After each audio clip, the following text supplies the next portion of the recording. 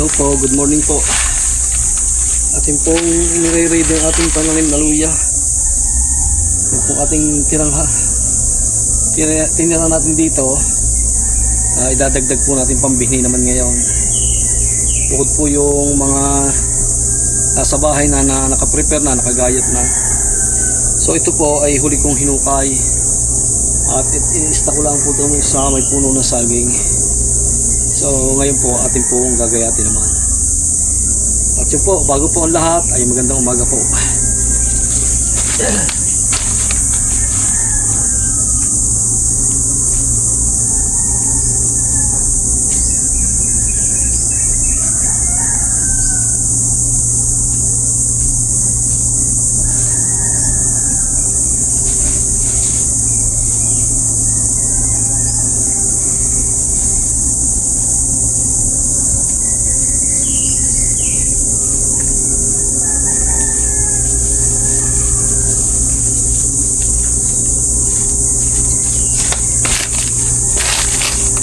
Kung gagayatin ito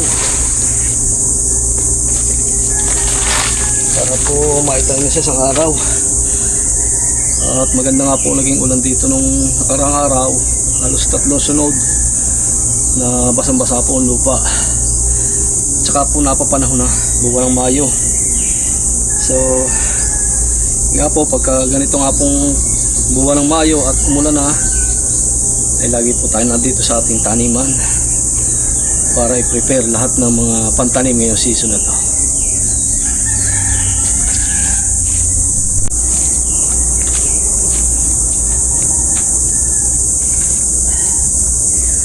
May dito tayo isang kalang sa pagkagaya.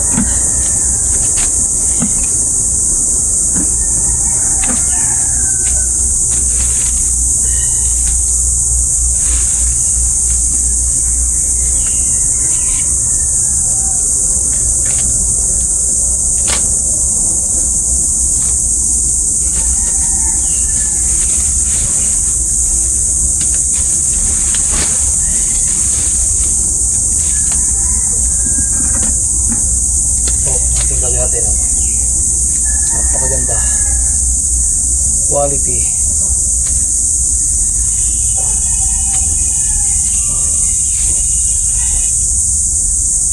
Venus.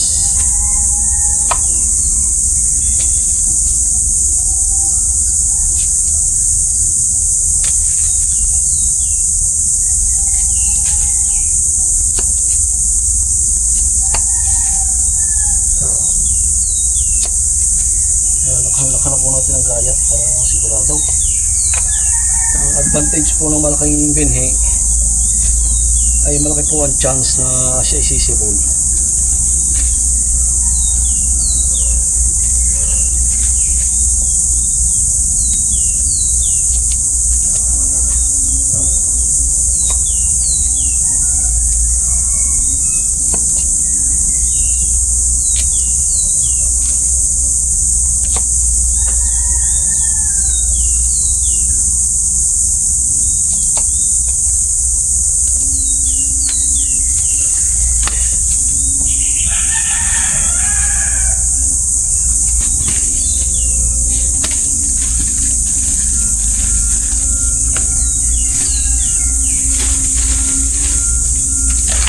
Ito po yung hinukay natin ay last week ng April.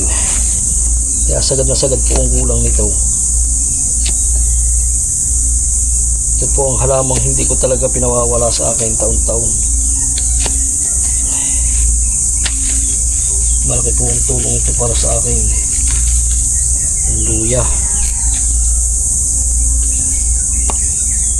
Malaki po ang tulong ito sa akin.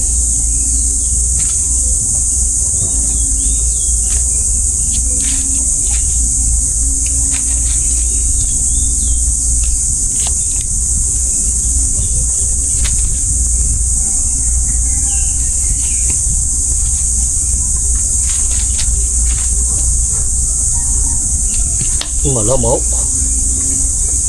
Yung problema, malamok. Walang pausok.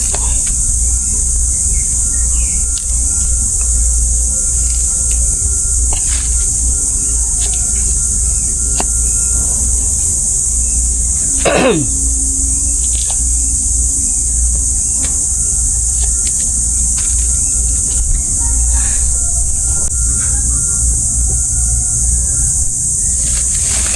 po ay Hawaii variety. Kung mapapansin nyo po, hindi po siya masyadong kalakihan. Dahil yan pong pambinhi, hindi naman po yan nasa laki ng klase ng luya. Mahalaga po siya ay may lahi, ika nga. Dahil ang tinatanong lang po diyan ay ang lupa. Kung mataba ang lupa, may posibilidad na lumaki ang ating luya, kasama ang pagbibigay ng abono o pataba. Kasi pagka po ang luya ay malalaki at wala naman pong sustansya ang lupa, ay hindi po magiging magandang resulta. Kaya nasa lupa din po at sa tamang pag-aabono ang inilalaki ng luya.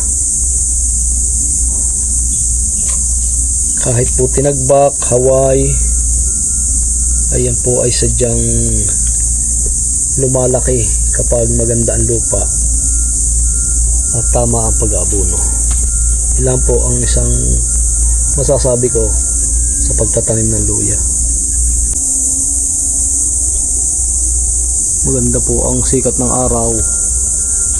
Hindi naman po kumpara nung summer na ganitong oras pa lang talagang hindi na po nakayang andarang ng init, andarang ng araw sa balat ng tao.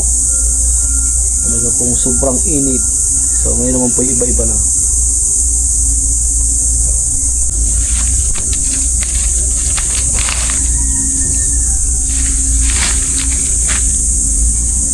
Yan, kada po may liig, diyan po natin binabase at kinukuha yung binhi ng ating luya. Sa 1 kilo po, dapat mapalabas nyo ay pinakamababa ang 25 seeds sa 1 kilo. 25 piraso ganito. Sa 1 kilo po yun. Ganda ng ating binhi. Talagang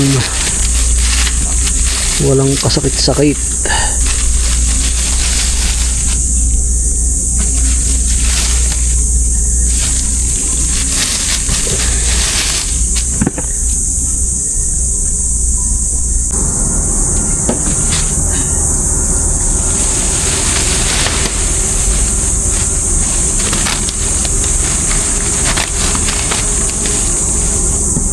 Bilangin po natin kung ilang papalabas natin seeds dito. Sana po ay maka 500 dito. 500 seeds. Ayan daw. Ang dami ng sprout niya. Pangitang sadyang magulang, sagad sa gulang.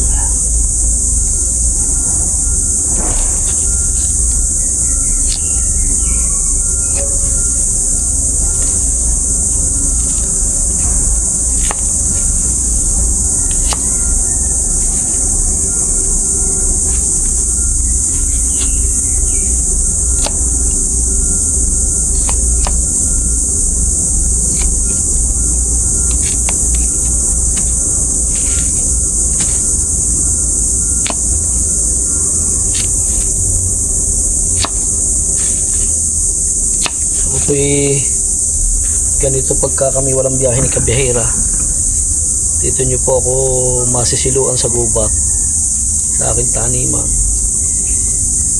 Tatanggal po ang inip, pagod, siyempre hindi naman po nawawala tayo iniisip sa buhay.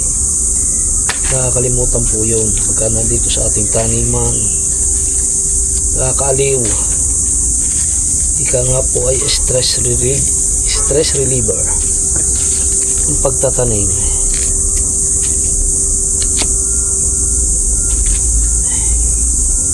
Marami na po akong tanim dito.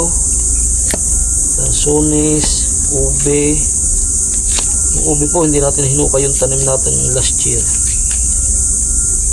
Madadalawahin taon po natin para mas lalong malaki sila.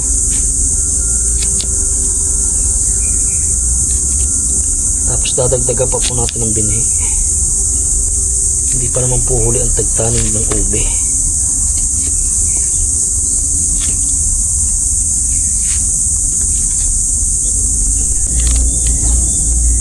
Yan po, din nyo po makita ang quality ng ating pananim.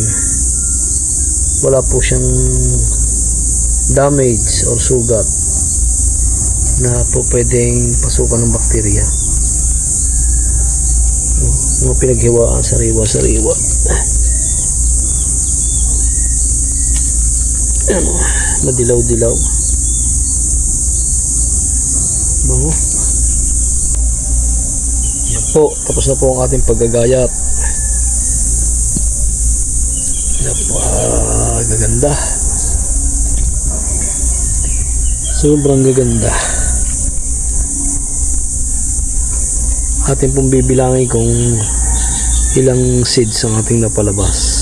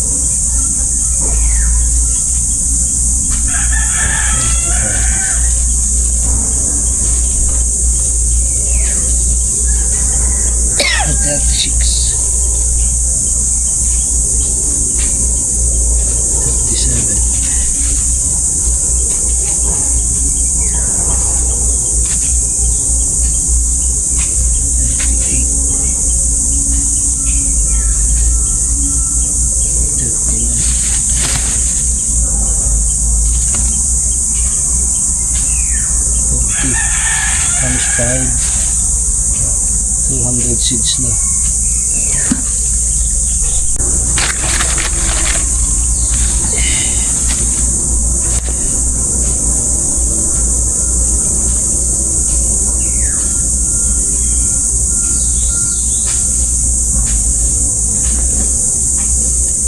Yan po, nabilang na po natin kung ilang seeds nga po ang lumabas sa ating ginaya.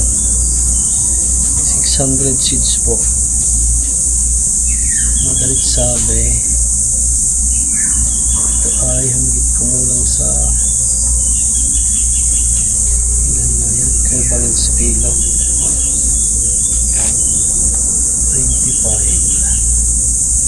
600, 50 sampo,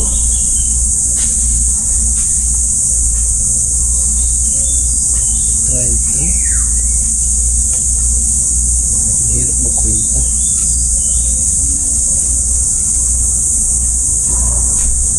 25 cup, isang kilo, 10 ay 450.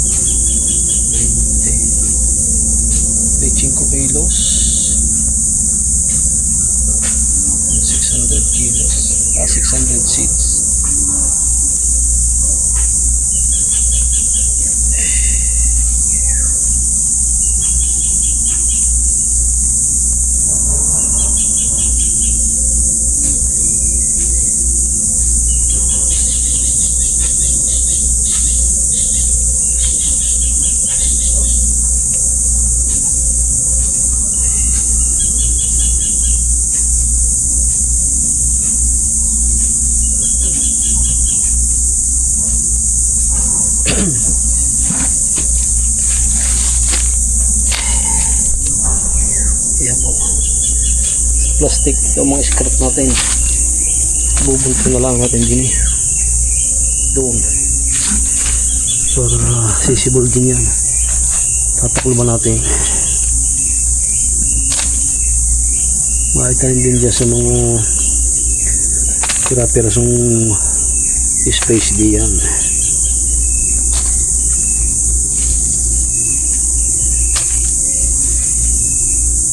At yan po, land prep na po ang ating tataniman ng luya sa isang araw po, dahil ito po ay pasisingawin pa ang lupa. Mga 3 araw pwede na yung tamnan hanggang doon. Kitang kita po ang ang posibilidad na pwedeng tamnan, dahil unang-una nga po natamnan na natin itong padalwa. Kita nyo naman po, direct sunlight po, wala po siyang shade.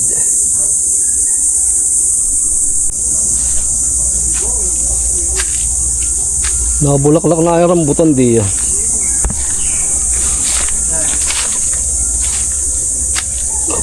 Patutuloyin ko aray. Nakabulaklak na.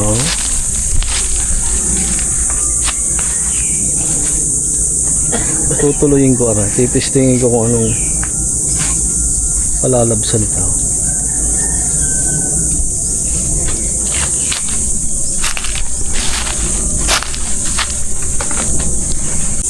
Bukas po ulit. Bukas po ulit tayo papasyal dito. Tanghali na. Tanghali na. Natuyo na ang kadyos. Pambinhi. Pero marami naman po tayong binhi sa bahay. Ay, oh, kaganda oh.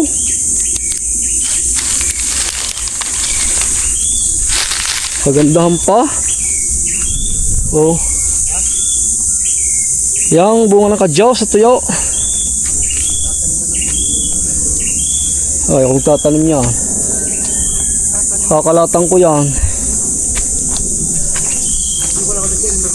Bureau yan. Indian kadyos. Indian kadyos.